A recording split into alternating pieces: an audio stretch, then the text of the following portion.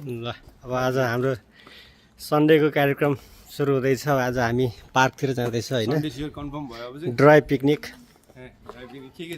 के हुन्छ अब हेर, अब के फास्टफुड लिएर जानुपर्छ। अब तपाईँ त अब मेनै भइहाल्नु हो। उहाँ चाहिँ अब अमित काफलाई, अब निस्मा भइहाली, यो त मायाजी हुनुहुन्छ।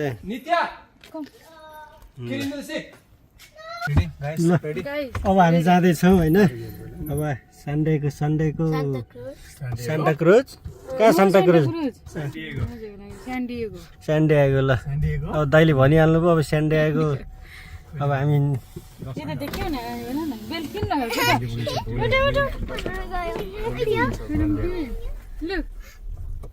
ल सुरुमा हाम्रो फर्स्ट स्टप चाहिँ अब टार्गेटमा गर्नुपर्छ है। टार्गेटमा गएर अलिकति सपिङ चिप्स लिएर गएर त्यसपछि अनि हाम्रो स्टिभेन सिटी जानलाई त मजा इन्जिन छ अनि त्यही जानला भयो त। जाँदा एउटा चलाउन आउँदा एउटा चलाएको मै चलाइन्छु के छैन। हामी बिहान पनि आज साइक्लिङ गएको समय आएको छु हेर्नु कहाँ गएको छु। यस्तो गर्छु होला मैले कहिले 25-26 होला। यहाँबाट घर आएको 1 माइल 1.5 माइल छ होमस्टेबाट। तपाईँ कहाँ कति लामो ट्रायलमा गएबाट? यहाँ हेर्नु कहाँ गएको भनेर। घरबाट यहाँ गएर सान थोमसबाट सिधै यहाँ स्टेडियम होइन, लेभा स्टेडियम गएर यता गएर यहाँबाट यस्तो गएर स्टिभन्स क्रिक सोरलाइन नेचर स्टडी एरियाबाट अनि सिधै आएर कति माइल? 24.37 गएकै हो यो। कस्तो हुँदो रहेछ त?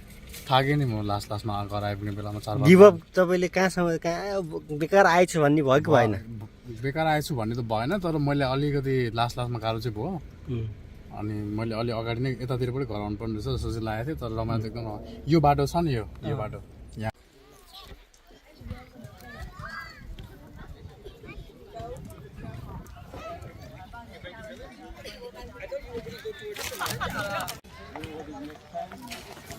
ल अब के हाम्रो अहिलेको पिकनिक सक्यो त अब दाइ?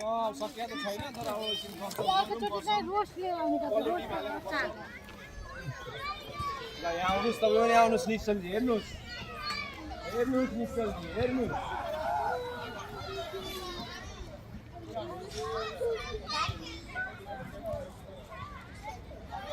ल